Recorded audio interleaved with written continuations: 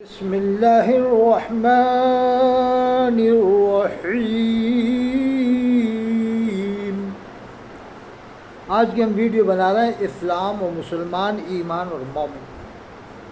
حال میں جو بھی معاملہ ہوا کانپور سے چلا تو لاتور و بریلی اور اندور نہ جانے کہاں کہاں پہنچ گیا۔ میں نے بہت پہلے ویڈیو ڈال دی تھی کہ اس معاملے کو شانتی پوروک ڈھنگ سے حل کیا جائے۔ کوئی ایسا بڑا معاملہ نہیں تھا۔ ان لوگوں نے رسی کا سانپ بنایا، جیسا کہ بریلی والوں کی عادت ہے کہ تھانوی صاحب نے ایسا ترجمہ کیا ہے سورہ فتح کی پہلی آیت کا، گناہگار ٹھہرا دیا نبی کو، استغفر اللہ۔ وہی ترجمہ اعلیٰ حضرت کے والد نے کیا، علامہ نقوی خان رحمۃ اللہ علیہ نے، صفحہ 116 تفسیر علم نشرہ جلد اول، وہیں سے چھپتی ہے بریلی سے وہ کتاب تفسیر علم نشرہ۔ تو ذرا سی بات کو ان لوگوں نے اتنا ایشو کیا کہ نبی کا نام لینے سے روک دیا، اور کیا معلوم کیا کیا باتیں کرنے لگ گئے۔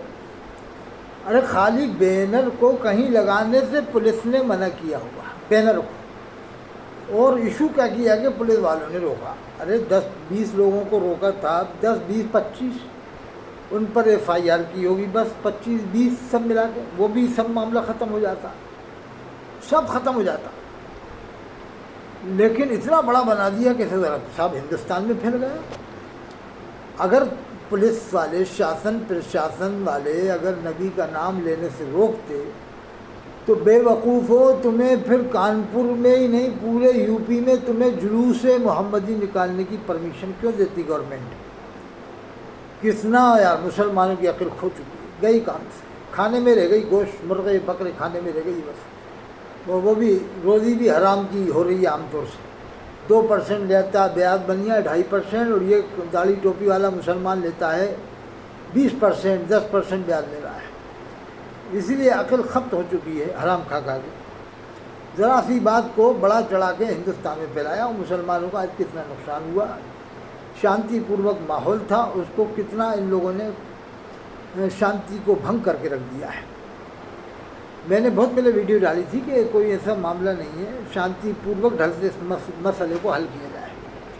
پولیس والوں نے خالی کہیں بینر لگانے سے دیکھا ہوگا مسلمان لگا رہے ہیں، روک دیا ہوگا، اس کو ایشو کر دیا تھا، حضور کی محبت سے روک رہے ہیں، نبی کا نام لینے سے روک رہے ہیں۔ نبی کا نام لینے سے روکتے تو تمہیں جلوس کی اجازت کانپور میں نہیں UP تک میں کیوں دیتے؟ پورے UP میں تمہارے جلوس نکلے، محرم کے جلوس نکلتے ہیں شاسن کے ذریعے، پرشاسن کے ذریعے سے۔ کہاں لے جا رہا ہو تم مسلمانوں کو؟ اے لوگوں، اے رہبروں، مولانا توقیر صاحب سے بھی میری یہی شکایت ہے کہ انہیں کیا ضرورت آ رہی تھی ایک دم ریلی نکالنے کی بریلی کہ صاحب ہمیں حضور سے محبت ہے تو کیا ہمیں نہیں ہے؟ کیا اور لوگوں کو نہیں تھی بریلی میں؟ کیا مجدد اعظم امام اہل سنت خانقاہ نیازیہ میں جو حضرت شاہ نیاز بن بریلوی مجدد اعظم ہے، کیا ان کے ماننے والوں کو محبت نہیں تھی؟ ان کے ماننے والوں کے دلوں میں رسول اللہ کی محبت نہیں تھی؟ کیا بریلی میں اور آپ کے خاندان والے کوئی آپ کی طرف بول رہا ہے؟ آپ کے خاندان میں سے ایک بھی آدمی آپ کے فیور میں آ کے نہیں بول رہا سامنے آ کر کے؟ بس وہ نام لے دیا کہ یہ حمایت آئے تو صحیح، سامنے تو آئے نا، وہ سامنے کالپی والے بھی نہیں آ رہے، کرامتیں ان کی مشہور ہو جائیں گی مرنے کے بعد، لیکن ابھی کوئی بھی نہیں آ رہا۔ نہ مسولی والے آ رہا جو یہ کہتے تھے مجھے حضرت علی کے جبے پر ناز نہیں، 9,500 سلسلے سے خلافت ہے، کربلا والوں کو بریلوی بتا رہے تھے۔ نہ ماریرا والے سامنے آ رہا ہے، نہ بلگرام والے سامنے آ رہا ہے، کوئی تو آئے سامنے۔ سامنے کون آ رہے ہیں؟